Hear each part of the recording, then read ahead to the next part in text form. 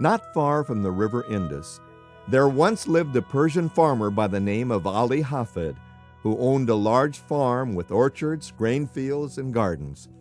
He was a wealthy, contented man, contented because he was wealthy, and wealthy because he was contented. One day he was visited by an ancient priest, a wise man from the east. The priest sat by the fire and told Ali Hafed how our world was made. He said the Almighty thrust a finger into the fog and slowly turned it round and round, increasing the speed until it gradually became a ball of fire. And then he said, the ball of fire rolled through the universe, burning its way through other cosmic banks of fog and condensing the moisture until it fell in floods of rain upon its surface, which cooled the outer crust. When the melted mass burst out and very quickly cooled, it became granite. That which cooled less quickly became silver, and even less quickly, gold. And diamonds, said the ancient priest, diamonds are congealed drops of sunlight.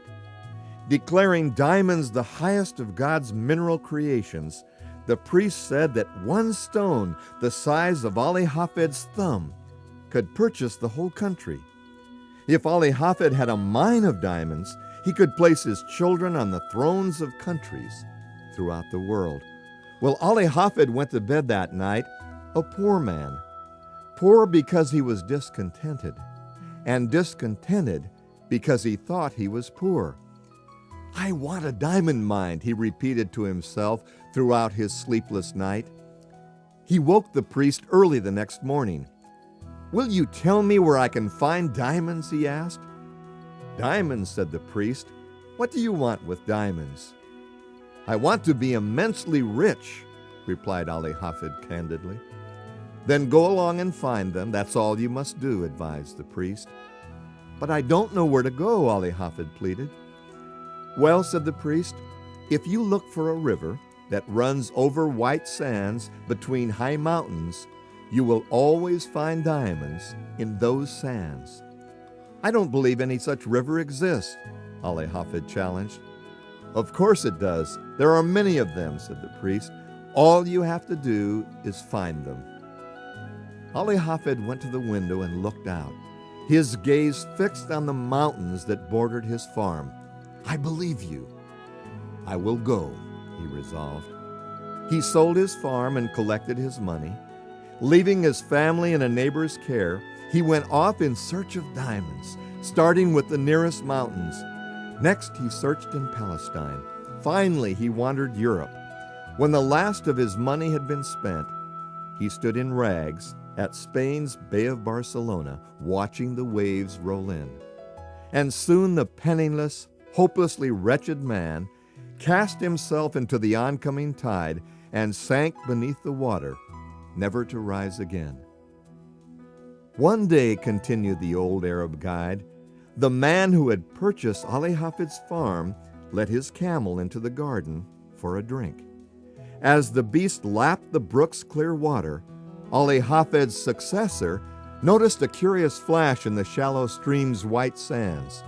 Reaching into the water, he withdrew a black pebble with an eye of light that reflected all the colors of the rainbow. He took the curious stone into the house, put it on the mantle, and returned to his chores.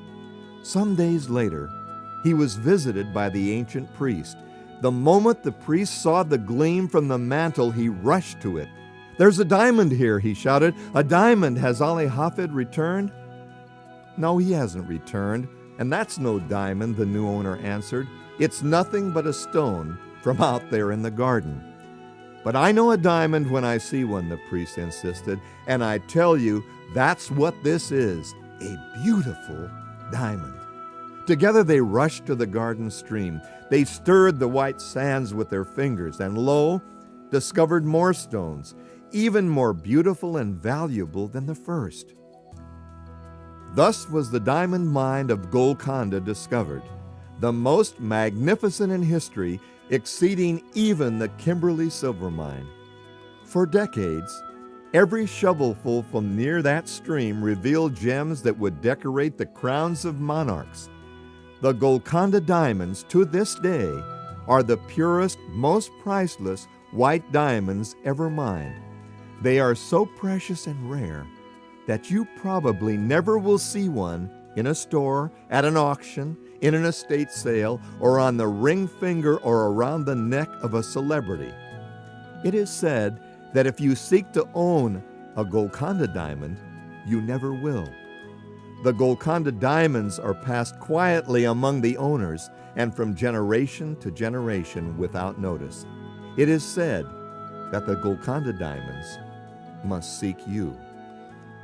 Had Ali Hafed remained at home and dug in his own garden instead of wandering aimlessly into a life of frustration, poverty, and finally suicide in a strange land, he would have had acres of diamonds. This, of course, has spawned hundreds of keynote speeches, books, audio tapes, and songs, the most famous of which reminds us, you'll find that happiness lies right under your eyes, right in your own backyard. If ever a story had a more powerful moral, I haven't encountered it. Perhaps you have already developed the wisdom to know that the diamonds that you seek are waiting to be uncovered in your own backyard, the backyard of your own mind, where your sense of values and your self-worth are embedded. The simple truth is that if we have no internalized feelings of value, we have nothing to share with others. We can need them, depend upon them, look for security in them, but we can't share or give emotion to anyone unless we possess it. The diamond is inside us, waiting to be discovered, shaped, and polished.